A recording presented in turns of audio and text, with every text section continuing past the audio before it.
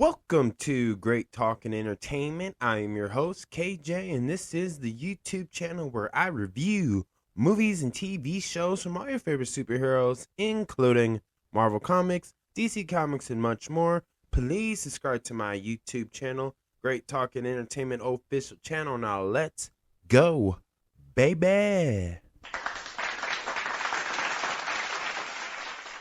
Welcome back to the YouTube channel, everyone. My name is KJ, and I am the host, and this is my spoiler review for episode 2 of the new Disney Plus series by Marvel's Animation, Your Friendly Neighborhood Spider-Man episode 2.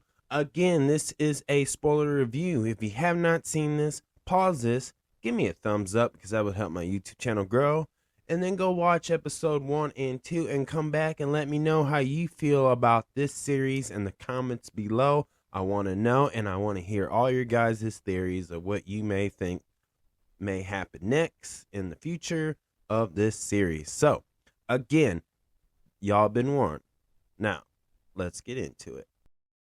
This episode starts off with Spider-Man meeting Norman Osborn in Aunt May's living room. Just like Captain America Civil War movie, in the scene where we see Iron Man and Spider-Man meet for the first time in Aunt May's living room in the small apartment that they live in Queens, New York. And the only difference between Norman Osborn and, of course, Iron Man is when he offered him the intern job, he just offered him, didn't have that private conversation like Spider-Man and Iron Man did in Captain America Civil War. So at this point in time, so far, as we know that Norman Osborn does discover that Peter Parker is Spider-Man, but before that, he doesn't know that Peter Parker is Spider-Man.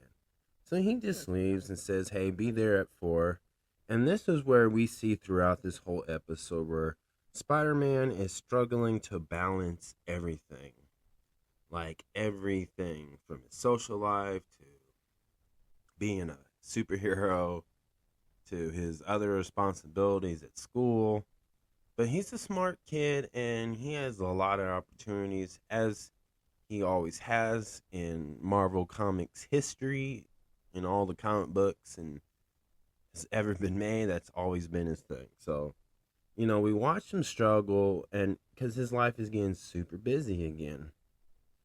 And obviously he's 15 minutes late on his first date as an intern, and his fellow co-workers give him a hard time. And we learn that in this universe, Shuri from Wakanda from the Black Panther movies is a student as well. And this is the first time that her and Peter Parker, aka Spider-Man, meet, which is very interesting because, like, if you played any of the, I think it was in the Avengers video game, there's like it's kind of known that that Shuri and has a crush or has feelings for Spider-Man in a romantic way. And they're kind of dibbing dabbing on that a little bit, which is so cool, and I like that. And so looks like he's gonna really have a love triangle situation, or multiple ones. Who knows, right? Because I was kind of thinking that she might have the symbiote from episode 1 that we saw in this series. I was kind of thinking of that, but I'm not really sure. But I noticed in the small detail when they showed her in this show, she had the her bracelets that, if you remember from any of the Black Panther movies or the Wakanda movie, you know that's one of their things that she upgraded to get everybody's suits to put on a lot quicker, like nanotechs basically. And so this one, she's already involved and well advanced and probably has a nanotech suit of the Black Panther suit that she's wore in Wakanda Forever. So that's something I can see. And you know what? I know they're doing a Eyes of Wakanda animation series, and I wouldn't be surprised if this is connected to it, and like, whatever event happens in here continues on in that. I think that'd be cool. I think what they're trying to do is just have an animation universe of Marvel, which is totally fine, and they should do that. It's been a long time for something like that. So I'm all about that, and that's what I got out of it. Now, then later in this episode, though, too, that there were some other characters in there, and I wasn't familiar who they are, but we see Dr. Connor, and it's a female version. Now, that doesn't mean that that's the Dr. Connor. Like, I didn't catch her first name, so I'm not sure if she's just the wife and she's married to the actual Dr. Connor who becomes the lizard. But in this one, she has the one with no arm, and she's the one who's secretly obsessing of growing her arm. So she's gonna, looks like, most likely she's gonna turn into that giant lizard. But this could be the opposite. She could be legitly the female version of Dr. Connor from what everybody's familiar with, whether you watch it from the live action, which I believe you saw that more in the Andrew Garfield Spider-Man series when he played Spider-Man, the Amazing Spider-Man movies. So that's probably what it is, but I think it's cool. I think it's cool, it's refreshing, and it's different, and I definitely support that. So I like that. I like the direction they're going with her. And later in this episode, with all puns intended, this episode started to heat up as Spider-Man sees on the news that there's a burning building going down by a criminal who is trying to get some insurance from the building, but unfortunately he got the wrong one. I think he was supposed to be on 55th Street and he got 51st Street. I think that was the street. But Spider-Man took care of him, even saved some animals from the pet store as he accidentally drop kicked him out of the burning building into a pet store. Like, that's some wrestling. And that was pretty cool. And then we see him being late for the party that he was invited to, and his friend Nico is left alone, but I think she understands. But Peter Parker got called to Norman Osborn's office, and this is the scene where he shows the video footage of Peter Parker putting on the Spider-Man suit. So now Norman Osborn knows that Peter Parker is Spider-Man, and that's how it ended. And what's very interesting is Norman Osborn has a giant portrait of him taking a picture with Captain America, Steve Rogers version. And so it seems like he's in cahoots with the Avengers. He seems like he's the quote-unquote good guy, but we all know he's going to become the Hobgoblin. And his son becomes the Green Goblin. So I can't wait to see that. That's an obvious. And, there's so much they can do with it. So let's start off with Shuri with the topics. She should be the first one we talk about. Now, like I said earlier, I feel like this is gonna spill over into the new animation series, Eyes of Wakanda. I could be wrong, but I think that'd be cool. I think they're kind of tempting to make a Marvel cinematic animation universe, which is fine. Like, that's how you get more people to subscribe to Disney Plus, and that makes sense. And Marvel fans, superhero fans will definitely enjoy that. And what I think, too, is that I said earlier, too, that she could have the symbiote just because it seemed like it was a female. But then I was thinking it could have been Kraven the Hunter, and they could do a female version of Kraven the Hunter, which would be totally awesome. That's comic book accurate as well. and there are some interesting comic book stories with that too. So, it's not unusual. It's not the first time. And, there's so many ways to can go with that. But, you know, it's very comforting to see that, the chains are off. There's no limits. There's no, y'all, you can't use this character because we might be using this in a live action soon for the MCU or in the Sony's Marvel universe. So that's good. And also, I liked that, the parallel universe feel to it with her, because it's like she feels like she could be in the MCU, and obviously, again, this is not really any type of connection to it, but it has that parallel foreshadowing feel to it, which I love. And because it kind of reminded me, like when they introduced her and she introduced herself, it reminded me of the Black Panther movie where we got introduced to her when she was talking to her brother T'Challa.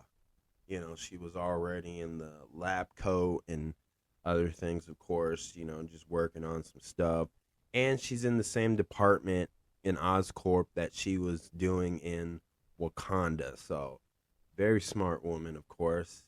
And, it's really neat. We haven't really seen this kind of interaction with her, and we may not see that in the live actions because of whatever reason. Life moves on, right? But that's okay. That's okay. But we get it in the cartoon version, which is totally fine, and we should all love that.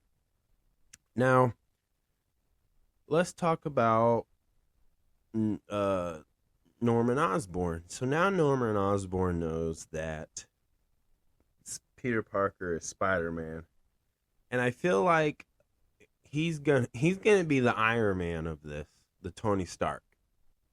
He's already got money, he's got rich, but it's gonna be like a parallel. Like, we're gonna get that Hobgoblin, Green Goblin villainous soon. And the fact that, this kind of reminds me of Sam Raimi's when he directed the Spider-Man movies with Tobey Maguire. Harry Osborn knew that, and I believe Norman Osborn, it's been years since I watched those movies, but I believe they knew that Peter Parker was Spider-Man at some point. I think he did take off the mask, or they ripped off the mask in some way. So it's a parallel to Sony's Marvel Spider-Man live action movies too. So it's kind of like they're tributing in the MCU and Sony's Marvel's cinematic universe. So there's a lot of parallels. So it's gonna be really fun to watch this and to see Peter Parker like look up to Norman Osborn and trust him, but then be heartbroken at the same time, because again, he is the villain. But maybe he won't. Maybe he won't go become the villain. But it's gonna be very interesting. But it does seem the point that, Harry Osborn is probably gonna start getting jealous of Peter Parker, and that's gonna start his villain origin story as well. And I think it's cool. I think it'd be cool. Now let's talk about the things I did like about it and what I didn't like about it. Let's start off with the things I didn't like about it. And there's only one thing I didn't like about it is I feel like they didn't show enough Spider-Man action scenes, him fighting, him catching criminals, bad guys, whatever.